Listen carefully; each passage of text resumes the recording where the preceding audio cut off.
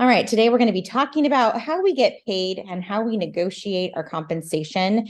And the form that I'm going to center the conversation around is the 41C. But before we can talk about the 41C, we also need to talk about the forms that lead us up to the 41C. So we will be talking about the listing agreement, just doing another overview of the listing agreement, doing a overview of the buyer's agency agreement, Form 40. And as a side note, we will be going into detail with that Form 40, not next week because there's a holiday, but the week after that. This is going to be the season of compensation. So all the forms we're going to talk about in the next month or so are going to be centered around our compensation. We will be talking about when do we have the right to negotiate compensation. We will be talking about agency representation. So who do you represent, and negotiating on the purchase and sale agreement, how and when to use the 41C. And believe it or not, there are times when we don't have to. So when do we not use the 41C? As an overview of the listing, when a seller puts their home on the market, this is what they see first. Okay, we do have the conversation of what compensation is going to be offered to the buyer broker. So I just wanted to pull this form up as a gentle reminder that the listing compensation goes here on line A. What the seller is offering to pay the buyer's broker goes on section B. And dual agency would go in section BI if there's anything above and beyond what's already negotiated here.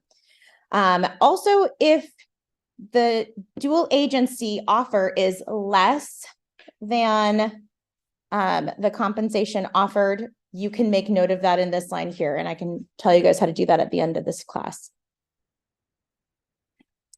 All right.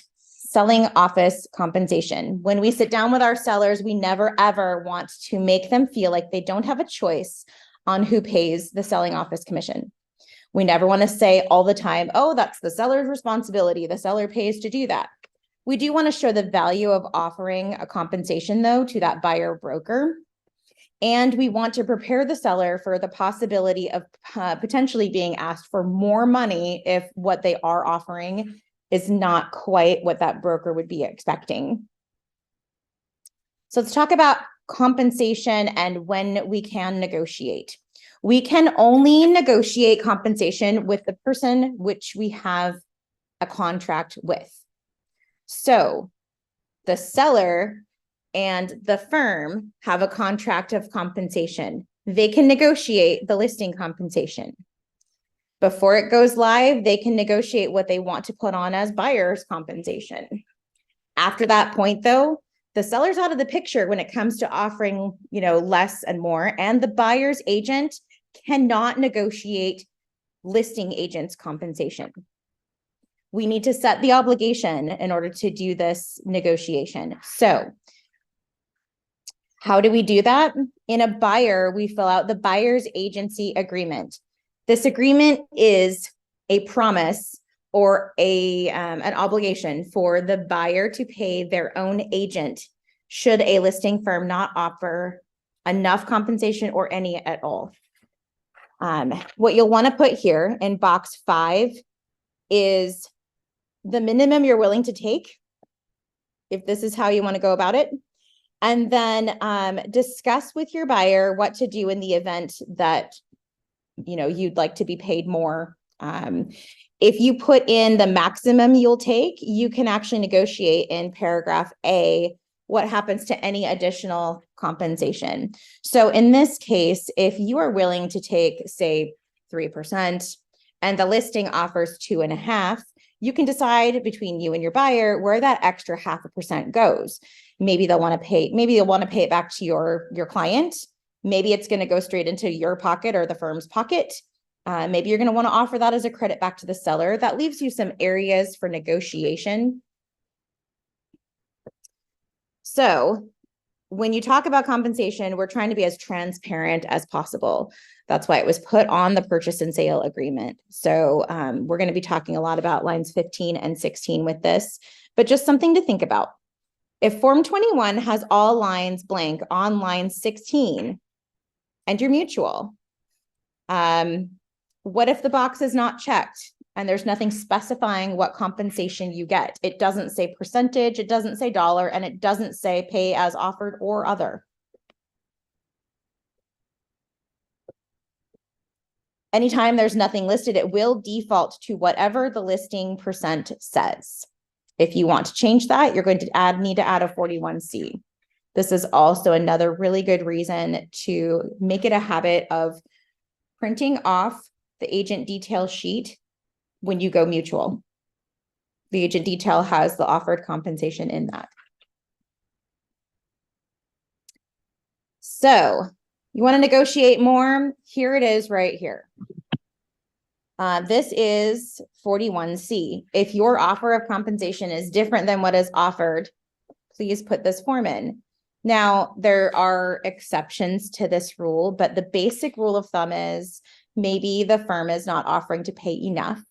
Maybe you're going to give some back to the seller. You can use this form for those purposes. We need to try to be as transparent as possible for this. You'll check box number 1 if there's nothing being offered. This would be a situation where $0 could be like a for sale by owner, or maybe a seller who doesn't wish to pay any cooperating broker anything at all. It could also apply to selling a house maybe outside your MLS where you are not getting compensation unless you negotiate that in.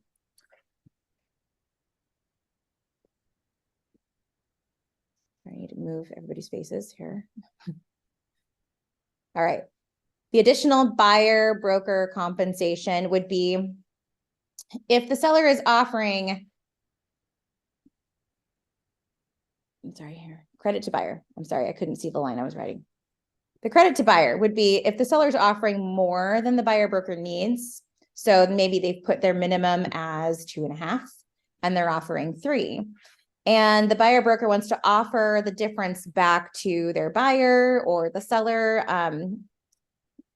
This one specifically is credit to buyer. You can go ahead and mark it in here. That seller has already promised, because in the listing, this is their contract they've created. They've already promised to pay that amount. So the negotiation doesn't come back to, well, maybe it should be less than if you're not willing to take the whole thing, or if you're just going to give it back to your buyer. The amount's already been set. The negotiation is no longer in those people's hands. Now you're talking about what to do with the person who does have the right to negotiate that. So you can put it back in the buyer's pocket. If this is decided later, down the road, you're like, okay, yes, I'm taking this full compensation. Thank you. All I needed was the minimum. Now there's more. And later down the road, your buyer needs help with something and you want to credit them back, a portion. That does not necessarily need to be done with 41C. We can do escrow instructions for that because it's not part of this original conversation. Additional buyer broker firm compensation. Sorry, there's something right across everything there. So this would be if the buyer has agreed to pay the broker up to a higher percent than offered in the listing, and that broker wants to go ahead and exercise the right to get that extra compensation in. This might be a case where a seller is offering a really low amount, and the buyer's asking the seller to pay more to their broker. So if you're negotiating something like this or anything on the 41C, you have to have a buyer's agency agreement signed. You do not have the right to negotiate any of this without it. And the seller does have the right to ask for proof that you have that document. So please keep that in mind. If you're going to be negotiating these things, you have to have a signed buyer's agency agreement that obligates your client to pay and gives you the right to negotiate. Credit to buyer. So this would be if a seller is offering more than the buyer broker needs, and the broker just wants to offer the difference back to their buyer towards their closing costs. Like I said, if it's negotiated as part of the purchase and sale agreement, it happens now. If it's decided later, it can be done with escrow instructions. You can put it on your CDA. So if you think of this in a more black and white mindset, Your compensation conversation with your client is your contract with them. The sellers with the listing agent is their contract with their agent. So you don't need to involve anybody who is not party to your negotiation in a decision you make. This one and the other column would be if there was an upfront offer to reduce the compensation by the buyer broker. So this might happen during a negotiation to help get your offer accepted. All negotiations around this entire conversation of your pay should be done on a Form 41C in its most simple way. It does kind of cloud the water a little bit if they're continually negotiated throughout the transaction. So if you know upfront this is happening, I would try your hardest to use the 41C. All right, when would we not use 41C? So it is possible to not use it. If you are a buyer broker and your buyer and you, the firm, negotiate a credit to that buyer in the compensation, you can have the CDA filled out to allocate where those funds go to escrow. So this is not a contract between buyer and seller. It's a situation not needing to involve the seller. Your compensation discussion does not involve them. You are not bringing in a third person to that conversation. So the way to disclose this is just to let escrow know where to put the money. All right, we're going to talk a little bit of what if. So if you represent the buyer, what if the compensation offered is not enough? How can you get more? We're going to include Form 41C. Also making sure that we do have the buyer's agency agreement signed. If you are representing the buyer, what if you want to credit your buyer $1,000 of the compensation, but not want the seller to know?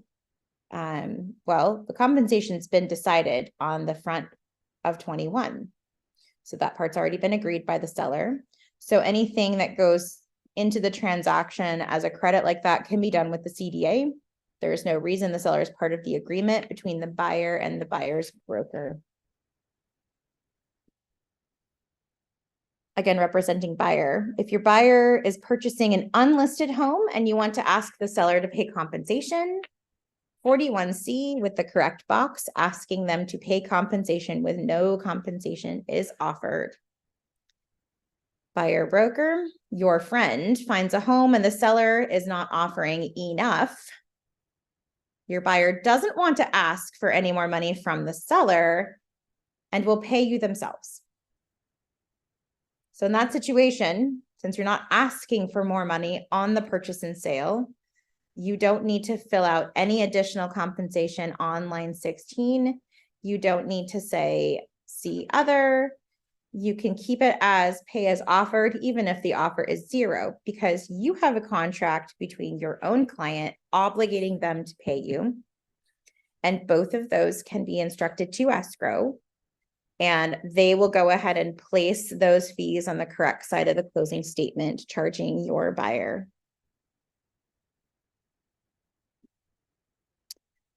So the closing statement.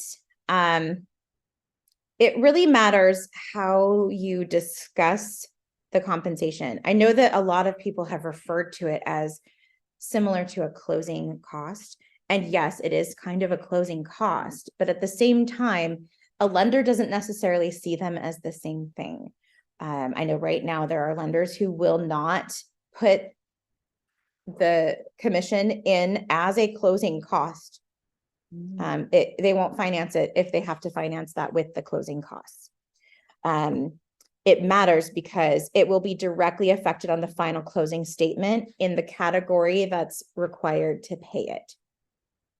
So you'll need to make sure that the funds are credited and debited properly, or your client may end up paying out of pocket for unwanted expenses.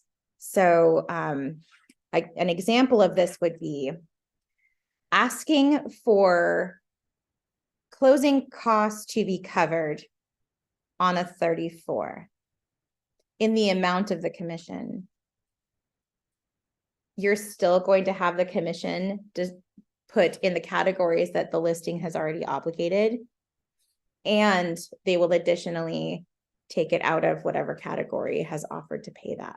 So this is more of a tangible conversation. Probably we need a HUD in front of us to talk about this. But it matters if you call it a closing cost or if you leave it to escrow as the compensation.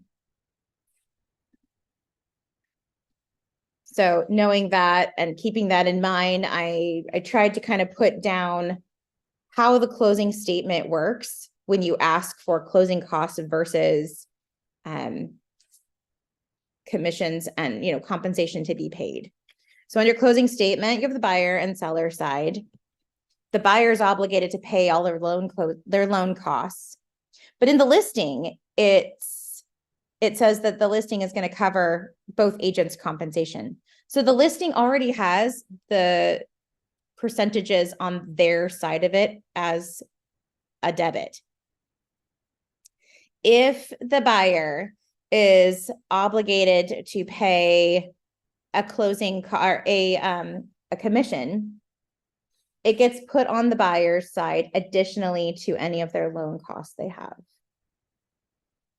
Just be really careful, especially when working with VA, because VA will not cover VA won't cover commissions, I believe, but they will cover, they'll let a seller pay closing costs.